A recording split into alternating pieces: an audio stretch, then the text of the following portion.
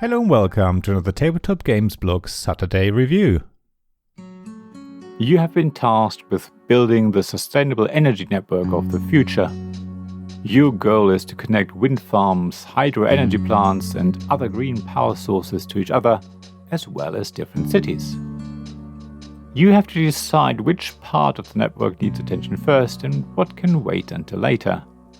Take care though, and make sure you don't spread your workforce too thinly, but also avoid putting all of your light bulbs into one circuit. You want to end up making the best use of each and every Powerline by Dirk Henn from Queen Games.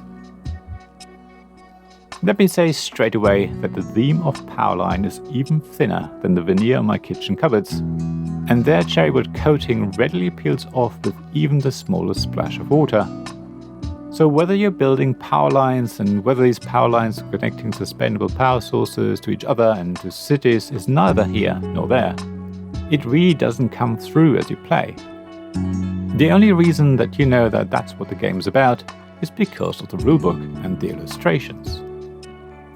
However, it would be unfair to say that Powerline isn't a green game because the physical game comes with green credentials. Queen Games say that they have always been an environmentally conscious company. Powerline is the first in their Green Planet series of games and is followed by Future Energy on Kickstarter at the time of writing. Their new game series tries to strengthen Queen Games' commitment to minimizing the carbon footprint of the games they release. The publisher has been working with local manufacturers on component procurement to reduce the distance items need to be shipped. They've also been planting trees to try and make Powerline's production carbon neutral. It's great to see another publisher trying to make our hobby a little bit greener and more sustainable. I think Queen Games should be congratulated here. Us hobby gamers should encourage this behavior in more publishers. So even though the theme of green energy and environmental friendliness doesn't really come through in the gameplay, the game itself certainly fits the setting. So, Powerline is really more of an abstract roll and write, and that's fine. Mind you, there is no writing. Instead of filling in spaces on a notepad, you place little tiles onto your player board.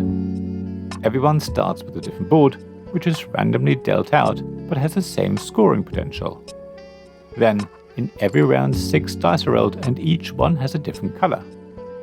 The dice are placed in a specific color order: red, yellow, blue, green, white and black. That order is important and creates 2 number sequences. You can either start with red and work your way to black, or you start with black and work backwards to red. However, instead of every player having to set their dice to the same pip values, you place workers of the same colors on your board. That's really neat and resolves one of the issues some roll and writes have. There's no fight over the dice. The results are visible to everyone in the center of the table, and you can take your time moving your workers around your board until you're happy with their placement. Everyone just has to obey the color order of the dice and assign their workers in that order to their player board. If you haven't guessed it, player boards represent a map with power stations in different locations, each connected to at least one other power station via a sequence of pip values. These are the power lines you're trying to build. Halfway along every power line is a city.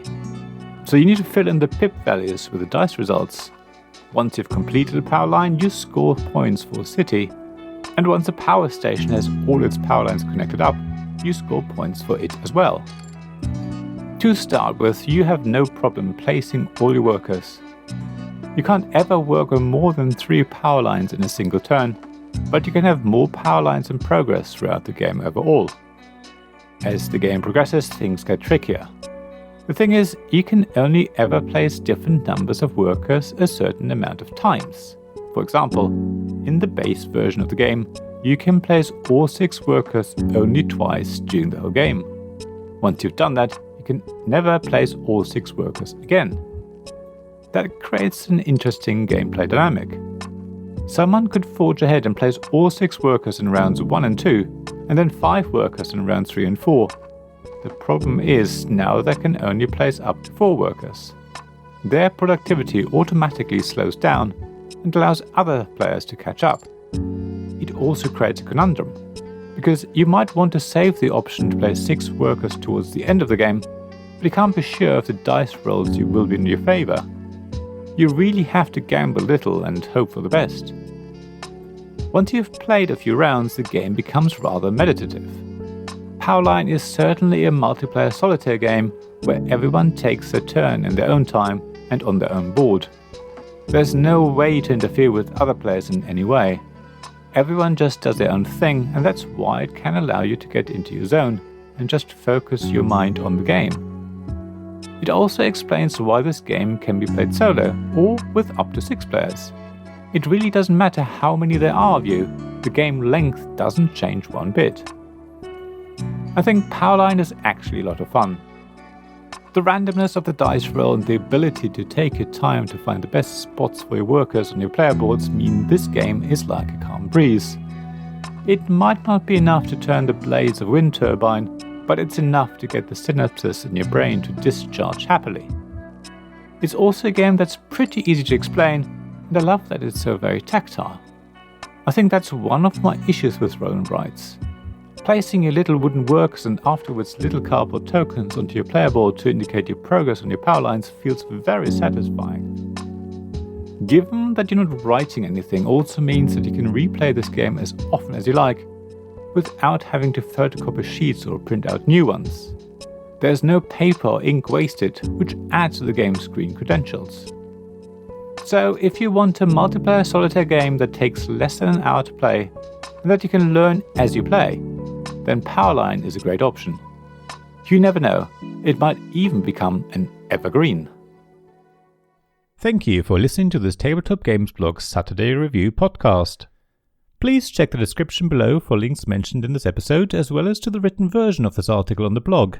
If you enjoyed this episode, please subscribe, give us some stars or leave a review. Please also tell your friends about me, and if you want to offer financial support, check out my Patreon and Ko-fi pages, links to which you'll find in the blog at tabletopgamesblog.com.